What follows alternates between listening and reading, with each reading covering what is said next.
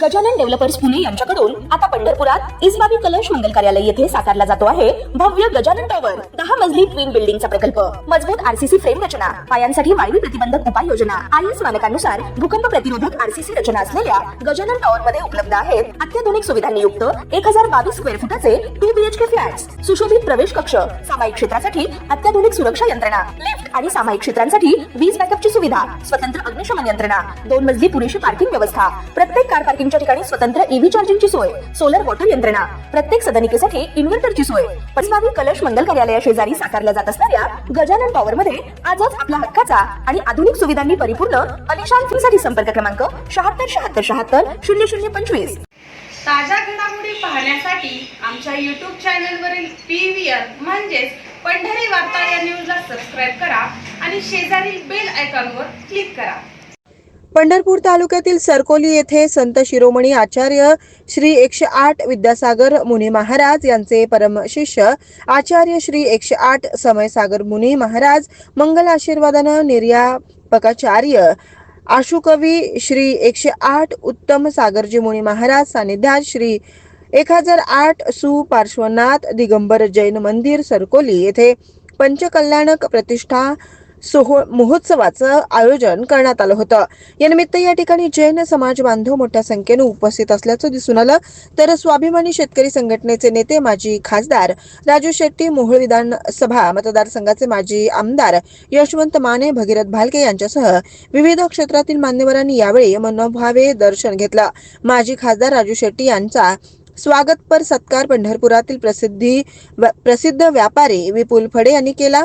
यानंतर माजी खासदार राजू शेट्टी यांनी पंढरपुरातील प्रख्यात बालरोग तज्ञ डॉक्टर शीतल शहा यांच्या निवासस्थानी भेट दिली असता विपुल फडे यांच्या हस्ते माजी खासदार राजू शेट्टी आणि डॉक्टर शीतल शहा यांचा चांदीचा मुकुट प्रदान करून सत्कार करण्यात आला।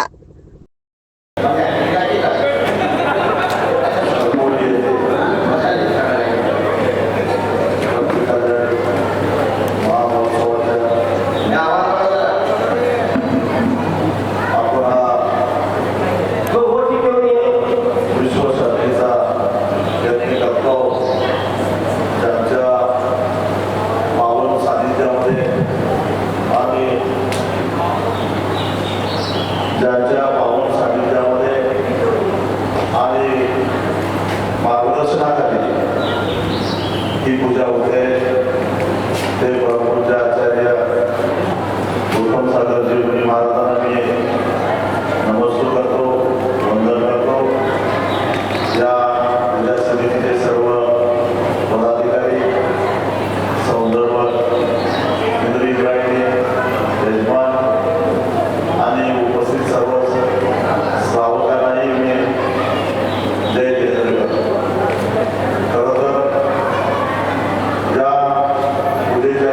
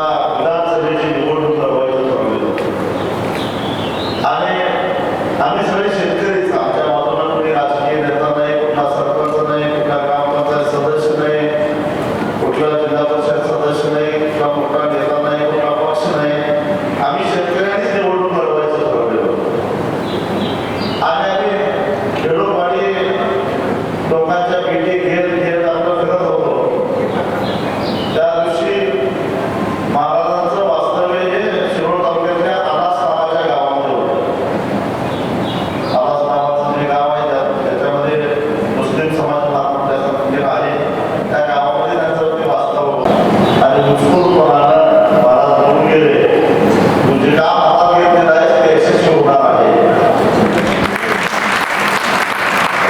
आणि तू निवडून आलायस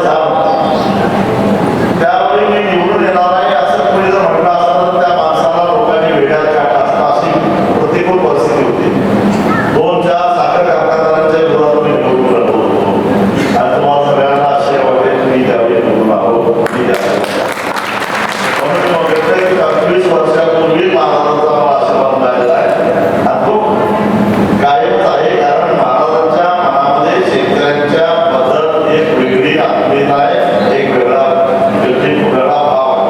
मला वाटतं की शेतकऱ्यांचे रोजची त्यांची कविता आहे ती तुम्ही ऐकली सुद्धा असाल. याचं कारण शेतकऱ्यांच्या बद्दल जे महत्व आहे, जे आत्मीयता आहे, जो जगाला 2 वेळा 2 घास खायला घालण्यासाठी स्वतः मातीमध्ये गाडून घेतो त्या शेतकऱ्याबद्दल महाराजांना एक विशेष प्रेम आहे, महत्व आहे. आणि त्या शेतकऱ्यांच्यासाठी भटकणारा माझ्यासारखा माणूस आहे आणि त्याला आशीर्वाद दिले पाहिजे. म्हणून महाराज आपली सर्व पुण्याई माझ्या मागे लावतात हे लक्षात घ्या. मी जर मला मार्ग सोडला असला तर त्यांनी आपला आशीर्वाद काढून घेतला असता. मला वाटतं गोदावरी होतं पण महाराजांना आपला आशीर्वाद काढून घेण्याचा प्रसंग मी कधीच येऊन देणार नाही एवढं सांगून थांबतो. धन्यवाद. आपला आज तुम्ही जैन समाजाच्या जन्मकल्याण पंचकल्याणी जन्मोत्सवाला उपस्थित राहिलात त्याबद्दल तुमचे 2 शब्द समाजाच्या वतीला समाजाला सांगा. मी आज सरकुले या ठिकाणी सरकोली जनकल्याण प्रतिष्ठा महोत्सव या ठिकाणी आयोजित केलेला आहे आणि 19 तारखेपासून फार चांगल्या प्रकारे या ठिकाणी महोत्सवामध्ये कार्यक्रम पार पाडत आहेत आणि येणाऱ्या सर्व समाज बांधव असतील किंवा इतर त्यांना साथ देणारे सर्व नेते मंडळी असतील या सर्वांचं चांगल्या प्रकारे कार्यक्रमाला सहभाग घेतला जातो आहे आणि त्यांच्या प्रकारे तुम्हाला सांगतो एक प्रतिष्ठानच्या कार्यक्रमाला शुभेच्छा देत आहेत.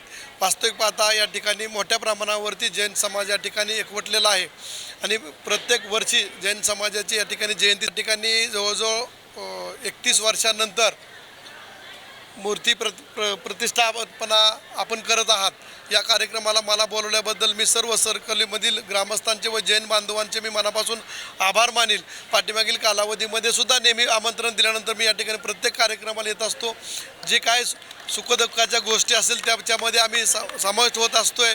कुठं विकास कामाचा निधी लागला तरी आम्ही देण्याचा प्रयत्न करत असतो आहे आणि येणाऱ्या कालावधीमध्ये सुद्धा आपल्या बांधवांसाठी ज्या काही अडचणीला तुमच्या पाठीशी मी उभा राहीन आणि जर विकास कामाचा निधी लागला तरी ते सुद्धा देण्याचं मी नक्कीच आपणाला वचन देतो आणि आपल्या सर्व समाज बांधवांना मी शुभेच्छा अशा देतो की एक चांगल्या प्रकारचा कार्यक्रम आपण मनापासून सर्वजण एकवटून करत आहात.